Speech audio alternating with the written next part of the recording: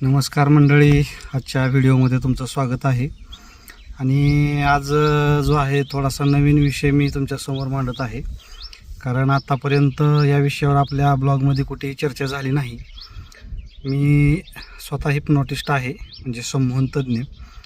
तसं सांगण्याचा प्रसंग आला नाही. त्याचं कारण की मी शिबिर घेतो आत्मसंमोहनाचे किंवा विद्यार्थ्यांसाठी जे शिबिर असतात अभ्यासाच्या बाबतीमध्ये मनाचे ताणतणाव घालवण्यासाठी जे हिप्नॉटिझमचे संमोहन शिबिर घेतले जातात, तर ते मी घेत असतो. परंतु कोरोनाच्या काळापासून ते बंद होते, कारण त्यावेळेस सगळीकडेच बंदी असल्यामुळे शिबिर पण बंद होते. परंतु आता नव्याने पुन्हा आपण त्या शिबिराला सुरुवात करत आहोत.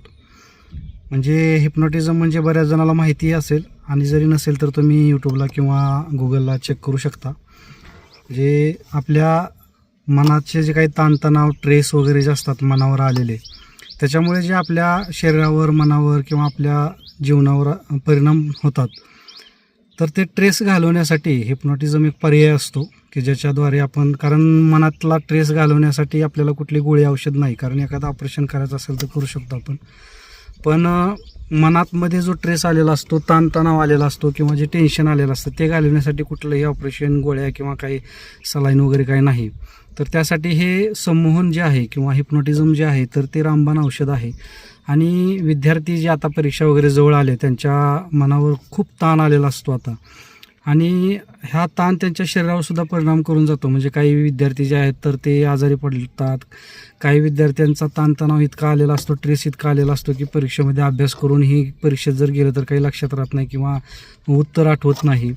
असे वेगवेगळे प्रॉब्लेम्स जे विद्यार्थ्यांमध्ये दिसून येतात ह्या काही शेवटच्या दिवसामध्ये. तर त्यासाठी आपण शिबिर घेतो, आणि त्या शिबिरामध्ये 2-3 दिवसाचं शिबिर घेतो की त्याच्यामध्ये आपण हिप्नॉटिझमच्या साह्याने आणि संमोहन उपचाराच्या साह्याने त्यांच्यामधील ट्रेस पूर्णपणे मनातला घालवून टाकतो.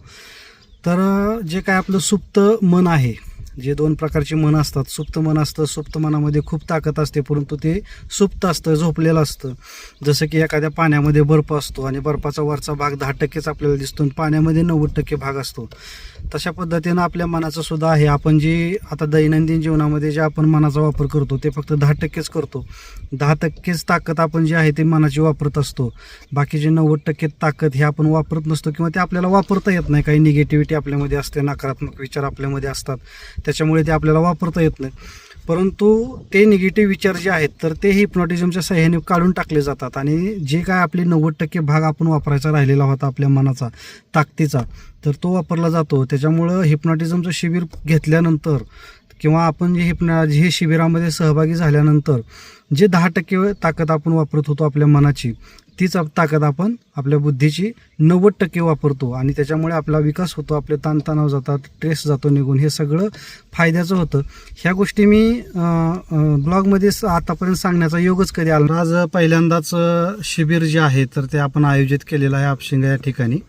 आणि ते कशा पद्धतीनं चालतं, काय त्याच्यामध्ये असतात, कशा पद्धतीने विद्यार्थ्याचा ट्रेस वगैरे आपण कमी करतो, संमोहन म्हणजे काय किंवा हिप्नॉटिझम म्हणजे काय, तुम्ही ह्याच्यावर की काही कुठली जादू किंवा काय नाही, हे आपल्या मनाचाच खेळ आहे. आणि मनामध्ये जे आपण आपलं स्वतःचं मन असतं पण आपल्या ऐकण्यात नसतं, परंतु हिप्नॉटिझमच्या सहाय्याने आपण ते मन आपल्या ताब्यात घेऊन त्याला आपण योग्य संस्कार करतो किंवा योग्य सूचना देतो. ह्याच्यामध्ये वाईट वगैरे किंवा विचित्र आपल्याला काही करता येत नाही.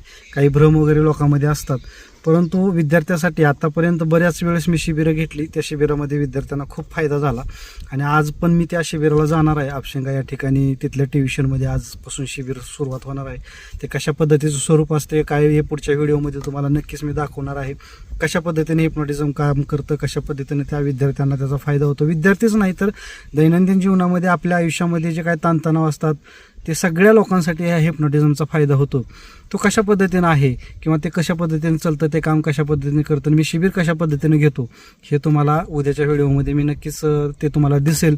आज रेकॉर्डिंग करून तुम्हाला मी उद्याच्या ह्या ब्लॉगमध्ये तुम्हाला नक्कीच दाखवेन. तर तुम्ही बघत राहा. एक वेगळा विषय आहे आपल्यासाठी, तुमच्यासाठी पण, आणि मी आज तो सगळ्यांसमोर सादर पण केलेला आहे. आतापर्यंत केलेला नव्हता. तो काय विषय आहे, कशा पद्धतीने त्याचं काम चालतं, हे तुम्ही नेक्स्ट व्हिडिओमध्ये नक्की बघा. आणि जर तुम्ही नवीन असाल ह्या चॅनलला तर कृपया आपल्या चॅनलला सबस्क्राईब करा, आणि व्हिडिओ आवडल्यास नक्की लाईक करा, शेअर करा, आणि कमेंट करायला विसरू नका. आणि उद्याचा व्हिडिओ नक्की बघा, म्हणजे तुम्हाला नक्की समजेल की हिप्नॉटिझम म्हणजे काय आहे आणि मी काय करतो शिबिरामध्ये. धन्यवाद.